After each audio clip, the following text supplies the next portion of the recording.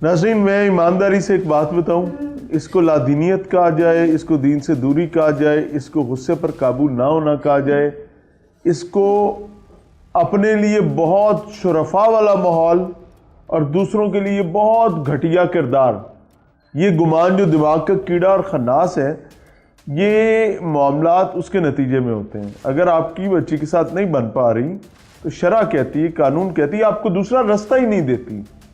ना कानून ना शरा आपको तशद्दुद का, जुल्म व सितम का, जान लेने का रास्ता दिया ही नहीं है। It is out of choices. ये चॉइस है ही नहीं।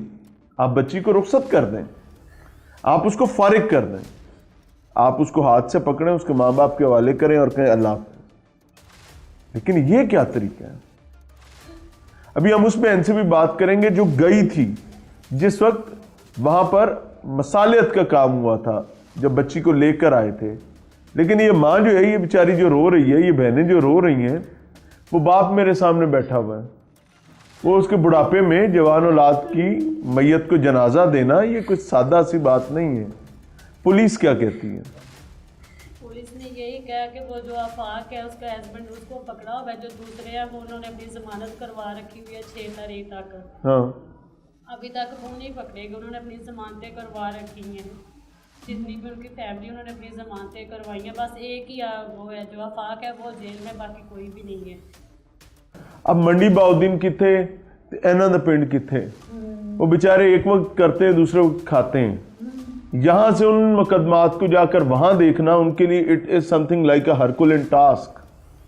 ना कानूनी मुआवनत है, ना कानूनी मुशावरत है, ना कानून के ज़िम्मे में कोई ऐसा मामला है कि कोई आसानी का रास्ता निकल सके। रब जाने की हो रहेगा। नाज़रीन, प्रोग्राम में एक बार फिर से खुश आमदीद। हवा की बेटी के साथ कोई जुल्म हो जाना इस माशरे में विद हैवी आर्ट, मुझे कहना पड़ा, कोई बड़ा मसला नहीं है। या न जाने कितने ऐसे वाक़यात होते हैं और पूरा मुआशरा एक वाक़े के बाद दूसरे वाक़े, दूसरे से तीसरे, चौथे, पाँचवें, सातवें, 10वें पर कदम रखते हुए आगे बढ़ता जा रहा है और कोई एक लम्हे के लिए रुकने के लिए तैयार नहीं है। रुकता कौन है? बदकिस्मती के साथ ये बला जिसके अपने गले आ लगती है, वो कुछ देर के लिए रुकता है और उसके बाद बिल्कुल ज़माना जाहिलियत की तरह औरत को एक भेड़ बकरी के तौर पर समझा जाता है। कभी बहन, कभी बेटी, कभी बीवी, कभी सास, कभी बहू, और बिल्कुल आटे में नमक के बराबर ऐसे खानदान हैं जो वाकई औरत का इकराम और इज्जत करना जानते हैं। ये जो भी रिसेंट वाकया हुआ है, इसमें माँ ने, बाप ने, बहनों ने, भाई ने अपने लखते जिगर को ब्याहा था और वो अब उधर से एक अच्छी खबर के इंतजार में थे। लेकिन खबर क्या आती है कि जी थोड़ी तीते टुर गई है, उन्हें फाया ले लिया, उसने खुदकुशी कर ली है। और वो अस्पताल जब आते हैं तो पता चलता है, डॉक्टर्स कहते हैं कि जनाब ये तो अस्पताल आने से 2 घंटे पहले फौत हो चुकी है। अगर मेडिकल रिपोर्ट की बात करें तो फैमिली का क्लेम बड़ा खौफनाक है। मेरे साथ वो बहन मौजूद है, इस बच्ची की मैं नाम नहीं ले रहा, बहन मौजूद है, ये मसालियत में भी शामिल थी, इन्होंने भी बहुत सारी चीजें विटनेस की हैं और राइट नाउ ये बहन से हाथ धो के बैठे हुए हैं। अस्सलाम वालेकुम। वालेकुम सलाम। अल्लाह ताला आपको सब्र दे। क्या मामला हुआ? भाई नवी शादी हुई सी, पहले ठीक सी, 1 महीना ठीक रहे ने ਉਹਦੇ ਨਾਲ। हाँ, फिर कॉल आई भी मेरे नाल ऐसा ऐसा कर देने से गए इस तरह की कर देने। मैं मां जी नूं ते नहीं पूछ सकिया, जा रहे हो बड़े ने तो उन्हां दा दिल बुरा ना हो। कपड़े पाने ने को कपड़े नहीं पाण देने ਉਹਨੂੰ। ਜੇ ਉਹਨੇ ਨਮਾਜ਼ ਪੜ੍ਹਨੀ, ਜਿਸ ਟਾਈਮ ਕੰਮ ਦਾ ਟਾਈਮ ਹੁੰਦਾ ਤੂੰ ਨਮਾਜ਼ ਪੜ੍ਹਨ ਲੱਗ ਪੈਣੀ ਹੈ, ਉਹਨੂੰ ਉੱਠ ਖਲੋਣਾ ਅੰਮੀ ਜੀ ਕਰਦੀ ਰਹਿੰਦੀ ਸੀ। ਅੱਛਾ ਜੀ। ਘਰ ਦੀ ਉਹਨੇ ਨਮਾਜ਼ ਤੱਕ ਜਿਹੜੀ ਅੱਲਾਹ ਦੀ ਪਾਕ ਕਲਾਮ ਹੁੰਦੀ, ਉਹਨੂੰ ਕੋਈ ਬੰਦਾ ਨਹੀਂ ਡੱਕਦਾ ਹੈ ਨਮਾਜ਼ ਦਾ। ਨਮਾਜ਼ ਵਾਲੇ ਮੈਨੂੰ ਡੱਕਦੀ ਹੁੰਦੀ ਸੀ। ਉਹਨੇ ਛੱਡ ਦੇਣਾ ਕਿ ਉੱਠ ਕੇ ਉਹਨੇ ਕੰਮ ਕਰਨੇ ਘਰ ਦੇ। ਜੇ ਉਹਨੇ ਕੱਪੜੇ ਚੇਂਜ ਕਰਨੇ ਤਾਂ ਕਿਉਂ ਕੱਪੜੇ ਪਾਣੀ ਵੀ, ਜੇ ਉਹਨੇ ਮੂੰਹ ਹੱਥ ਧੋਣਾ ਨੂੰ ਮੂੰਹ ਹੱਥ ਨਹੀਂ ਧੋਣ ਦੇਣਾ, ਜੇ ਉਹਨੇ ਕੱਪੜੇ ਪਾਣੇ ਨੇ ਉਹਨੂੰ ਕੱਪੜੇ ਨਹੀਂ ਪਾਣ ਦੇਣੇ ਹੈ, ਜੇ ਕੰਘਾ ਉਹਨੇ ਕਰਨਾ ਤੇਰੇ ਘਰ 'ਚ ਵਾਲ ਨਾ ਖੁੱਲਣ, ਮੇਰੇ ਸਾਹਮਣੇ ਤੂੰ ਇਹ ਵਾਲਾਂ ਨੂੰ ਕੰਘਾ ਨਹੀਂ ਫੇਰਨਾ। ਉਹ ਨਹੀਂ ਸੀ ਫੇਰਦੀ ਹੈ। ਅੱਛਾ ਜੀ। ਕਾਲ ਕੀਤੀ ਕਿ ਜਾਹਿਲ ਹੈਗੀ ਸੀ ਔਰਤ? ਜਾਹਿਲ ਸੀ ਔਰਤ। ਫਿਰ ਅਸੀਂ ਇੱਥੋਂ ਗਏ, ਮੇਰਾ ਭਾਈ ਗਿਆ ਮੁਜ਼ੱਫਰਾਬਾਦ ਰਹਿੰਦਾ ਸੀ, ਉੱਥੋਂ ਭਾਈ ਨੂੰ ਫੋਨ ਕੀਤਾ, ਉਹ ਆਇਆ। ਮੈਨੂੰ ਇੱਕ ਗੱਲ ਦੱਸੋ, ਇਹ ਗੱਲਾਂ ਤੇ ਨੋ ਤੇ ਸੱਸ ਦਾ ਰੋਲਾ ਹੈ। ਜਵਾਈ ਤੁਹਾਡੇ ਨੇ, ਤੁਹਾਡੇ ਬਨੋਈ ਨੇ ਉਹ ਕੀ ਵੀ ਕਿਰਦਾਰ ਨਾਲ ਹੀ ਅਦਾ ਜੇ। ਕੀਤਾ? ਉਹ ਨਾਲ ਸੀ, ਉਹਦੀ ਉਹ ਵੇਖ ਕੀ ਸਾਰਾ ਕਹਿੰਦੇ ਕੁਝ, ਸੀ? ਉਹ ਵੀ ਘਰ ਹੀ ਸੀ, ਉਹ ਡੱਕ ਨਹੀਂ ਸੀ ਸਕਦਾ, ਉਹ ਖੁਦ ਇਹ ਕੰਮ ਕਰਦਾ ਹੁੰਦਾ। ਇਹਨਾਂ ਦੇ ਜਿਸ ਘਰੇ ਤਰ੍ਹਾਂ ਕਿੰਨੇ ਸਕਦਾ, ਕਮਰੇ ਹੈਗੇ ਸਨ? ਘਰ ਦੇ ਭਾਈ ਬਥੇਰੇ ਕਮਰੇ ਸਨ ਇਹਨਾਂ ਦੇ। ਅੱਛਾ ਜੀ। ਉਹਨਾਂ ਨੇ ਇੰਜ ਜ਼ੁਲਮ ਕਰਦੇ, ਸਾਨੂੰ ਨੇ ਕਾਲ ਕੀਤੀ ਤੁਸੀਂ ਆਣਾ। ਮੈਨੂੰ ਇਹ ਆਖਣ ਲੱਗੇ ਤੂੰ ਨਹੀਂ ਜਾਣਾ, ਤੇਰੇ ਅੱਗੇ ਉਹ ਖੱਤੇ ਪਏ ਨੇ। ਕਿਉਂ? ਮੇਰੇ ਨਾਲ ਨੇ ਕਹਿੰਦੇ ਸਨ ਤੇਰੀਆਂ ਭੈਣਾਂ ਫੋਨ ਕਰਦੀਆਂ ਨੇ, ਭੈਣਾਂ ਕਿਉਂ ਫੋਨ ਕਰਦੀ ਹੈ ਕਲੋਰ ਵਾਲੀ ਤੇ ਕਿ ਜਿਹੜੀ ਇੱਧਰ ਵਾਲੀ ਇਹ ਫੋਨ ਨਾ ਕਰ। ਅਸੀਂ ਫੋਨ ਕਰਨਾ ਕੋਈ ਜਿਨ੍ਹਾਂ ਤੋਂ ਛੱਡਦੇ ਸੀ ਕਿ ਸਾਡੀ ਭੈਣ ਆਪਣੇ ਘਰ ਕੁਛ ਬਾਦ ਰਵੇ, ਸਾਡੀ ਵਿਆਹ ਵੀ ਨਾ ਹੋਵੇ। ਕਿੰਨੇ ਦਿਨ ਟੈਲੀਫੋਨ ਕਰਦੇ ਸੀ ਤੁਸੀਂ? ਅਸੀਂ ਕਰਦੇ ਹੁੰਦੇ ਸਾਂ ਜਦੋਂ ਇੱਥੇ ਮੈਂ ਆਂਦੀ ਹੁੰਦੀ ਸੀ ਆਪਣੀ ਅੰਮੀਆਂ ਨਾਲ ਘਰ ਆ ਕੇ ਤੇ ਗੱਲਬਾਤ ਕਰਨੀ ਉਹਦਾ ਹਾਲ ਚਾਲ ਪੁੱਛਣਾ, ਨਹੀਂ ਦੱਸਣਾ ਕਰਨਾ। ਜਦੋਂ ਬੱਚੀ ਨੂੰ ਉਹਦੇ ਪਿੱਛੇ ਕਿੰਨੇ ਦਿਨ ਟੈਲੀਫੋਨ ਕਰਦੇ ਸੀ? ਇਹ ਕੋ 5-6 ਦਿਨਾਂ ਬਾਅਦ ਕਾਲ ਕਰਨੀ। ਜਦੋਂ ਦਾ ਉਹਨੇ ਡੱਕਾ ਪਾਇਆ, ਜਦੋਂ ਅਸੀਂ ਪਹਿਲੇ ਦਿਨ ਲੈਣ ਗਏ ਆ, ਬੱਚੀ ਨੂੰ ਉਹਨੇ ਕਾਲ ਕੀਤੀ ਹੈ। ਹਾਂ। ਉਹਨੇ ਆਪਣੇ ਆਂਦਿਆਂ ਨੂੰ ਤਿਆਰੀ ਤੂਰੀ ਕਰ ਲਈ ਸੀ। ਅਸੀਂ ਗਏ ਲੈਣ, ਕੋਈ ਜੀ ਸਾਡੇ ਨਾਲ ਗਏ ਹੋਏ ਸੀ ਲੈਣ ਵਾਸਤੇ, ਗਏ ਨੂੰ ਬੱਚੀ ਨੂੰ। ਬੱਚੀ ਵੇਖ ਕੇ ਨੇ ਇੱਕ ਵਾਰ ਹੁਸ਼ਿਆਰ ਹੋ ਗਈ, ਮੇਰੀ ਭੈਣ ਵੀ ਆ ਗਈ ਪਿੱਛੋਂ, ਮੇਰੀ ਮਾਂ ਵੀ ਆ ਗਈ ਹੈ। ਅਸੀਂ ਲੈਣ ਵਾਸਤੇ ਗਏ ਆ ਬੱਚੀ ਨੂੰ, ਤੇ ਬੱਚੀ ਦੇ ਸਾਡੇ ਸਾਹਮਣੇ ਉਹਨੇ ਘੱਟ ਨਹੀਂ ਕੀਤੀ ਹੈ। ਹੱਥੋਂ ਪਾਈ ਉਹਦੇ ਪੈਂਦੇ ਸੀ, ਉਹਨੂੰ ਐਡੀਆਂ ਐਡੀਆਂ ਗੰਦੀਆਂ ਗਾਲਾਂ ਕੱਢਦੇ ਸੀ ਜਿਹੜੀਆਂ ਮੈਂ ਰਿਪੀਟ ਕਰਕੇ ਦੱਸ ਨਹੀਂ ਸਕਦੀ ਹੈ। ਚੁੱਪ ਕਰਕੇ ਰੋਈ ਜਾਂਦੀ। ਫਿਰ ਉਹਨੇ ਕੀ ਸ਼ਿਕਾਇਤਾਂ ਲਾਉਂਦੀ ਸੀ ਤੁਹਾਨੂੰ? ਕੀ ਕਹਿੰਦੀ ਸੀ ਤੁਹਾਨੂੰ ਇਹ ਇਸ ਤਰ੍ਹਾਂ ਆਂਦੀ ਤੁਹਾਡੇ ਬਾਰੇ, ਕੋਈ ਬੱਚੀ ਆਪਣੇ ਮਾਂ-ਬਾਪ ਦੇ ਬਾਰੇ, ਭੈਣਾਂ ਭਰਾਵਾਂ ਦੇ ਬਾਰੇ ਇਸ ਤਰ੍ਹਾਂ ਨਹੀਂ ਕਹਿ ਸਕਦੀ ਹੈ। ਕੀ ਕਹਿੰਦੀ ਸੀ? ਆਂਦੀ ਹੁੰਦੀ ਸੀ ਇਹ ਇੰਜ ਦੇ ਨੇ, ਇਹ ਬਹੁਤ ਸਾਰੀਆਂ ਗੱਲਾਂ ਉਹਨੂੰ ਦੱਸਣੀਆਂ ਕਰਨੀਆਂ। ਖੁਦ ਆਪਣੀ ਬੱਚੀ ਆਪਣੇ ਮਾਂ-ਬਾਪ ਦੇ ਬਾਰੇ, ਭੈਣਾਂ ਦੇ ਬਾਰੇ ਕਹਿ ਸਕਦੀ ਸੀ? ਨਹੀਂ ਸੀ ਕਹਿ ਸਕਦੀ।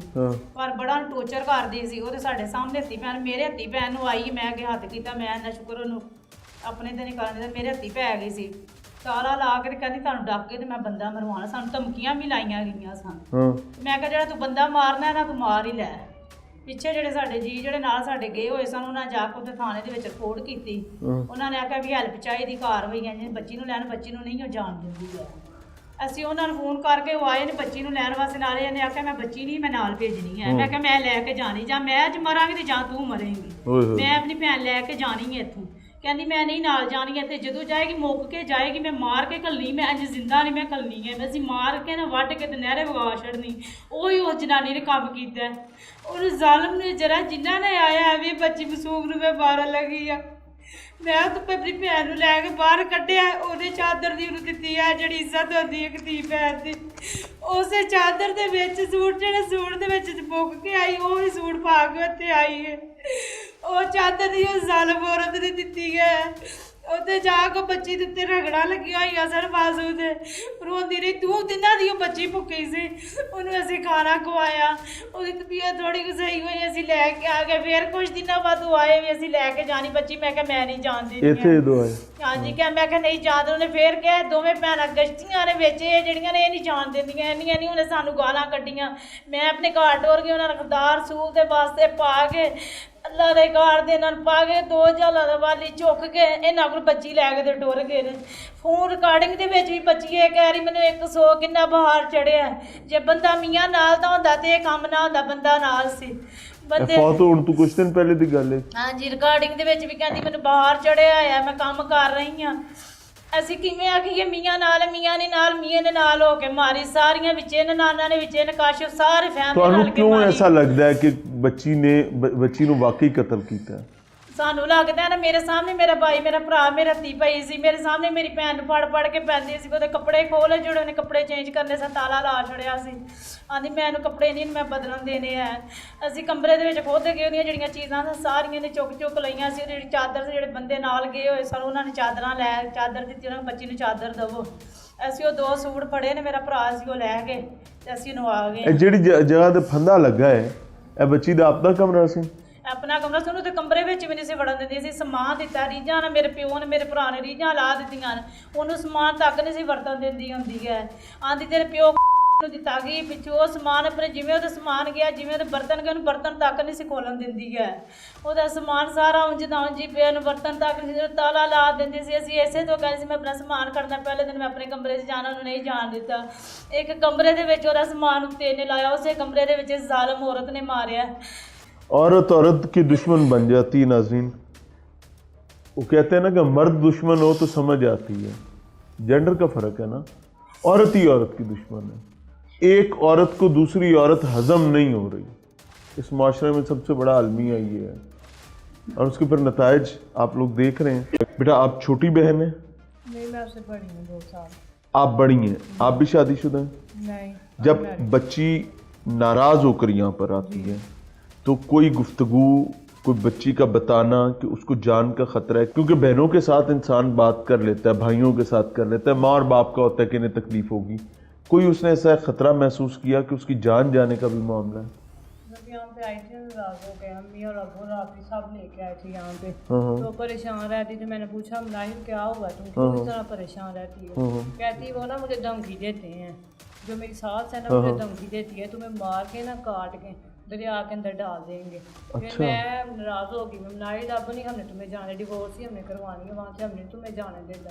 फिर कहती है नहीं मैंने जाना है, वहाँ पे ही जाना है, मैं नहीं उनको छोड़ देती। यहाँ पे अम्मी और अबू नाराज होंगे, यहाँ पे लोग बातें करेंगे कि डिवोर्स होगी है मनाहिर की, तो कहती वो तो एक चूंटी भी मार सकते, वो वैसे में धमकियाँ दे दे। धमकी 2 माह पहले वो धमकियाँ दे रहे मनाहिर को कि तुम्हें काट के ना हमने मार कर फेंक देना है और तुम्हारे घर वालों को पता ही नहीं चलेगा। और उसके बाद जब यहाँ पे आई है ना, रोने लग पड़ी है कमरे के अंदर। मैंने पूछा क्या हुआ, उसके घर वाले की कॉल आई है, पहले 1 माह उसने बात नहीं की।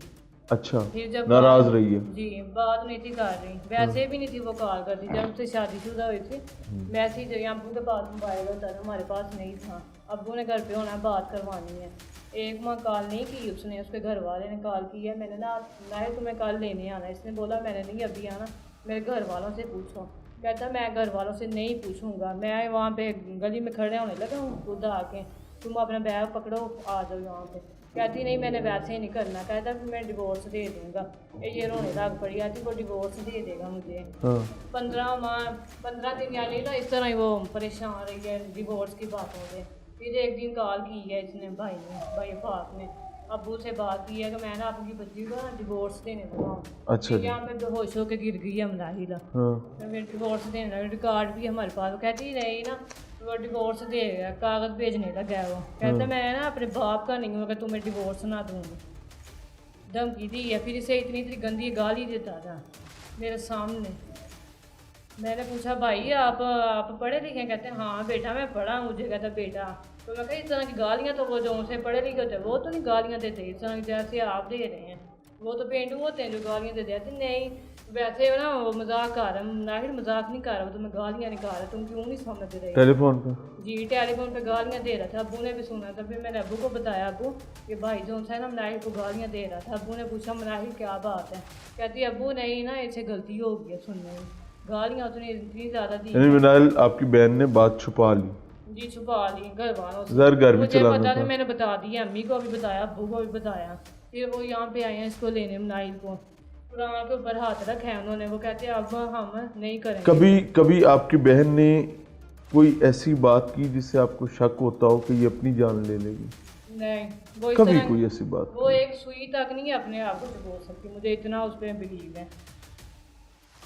जब इन्होंने मारा पीटा था ना, जब यहाँ पे आई है, ये सारा कुछ हमें दिखाया था। यहाँ पे तो इतना ज्यादा मारा है, बाजुओं पे यहाँ पे पट्टी भी बंदी हुई थी बाजू के ऊपर। मैंने पूछा क्या हुआ नाहिर तुम्हें? कहती उन्होंने ना सीढ़ियों के ऊपर मुझे घसीट के लेके आए। बहरहाल नाज़रीन, ये फैमिली की बिपता है, फैमिली की गुफ्तगू है, आपके सामने रख रहे हैं। कानून नाफिज करने वाले जो हैं न जाने वो कहाँ पर गुम हैं, और उनकी तलाश के लिए प्रोग्राम बुनियादी मकसद तो यही है कि भाई अल्लाह ने मौका दिया है, जान है, नौकरी है, काम है, कर लो थोड़ा सा। हो सकता है आपकी थोड़े से काम करने से किसी को इंसाफ मिल जाए। और अगर बच्ची ने वाकई अपनी जान खुद ली है तो भी ये चीज़ हकीकत के तौर पे सामने आनी चाहिए। देखें, मैंने आपके सामने पूरा फैमिली का नैरेटिव रख दिया। अदर्स नैरेटिव वो मुल्जिमान है, तो मुल्जिमान का नैरेटिव उस तरीके से कुछ मुल्जिमान है कुछ मफरूर है, तो वो पॉसिबल नहीं है।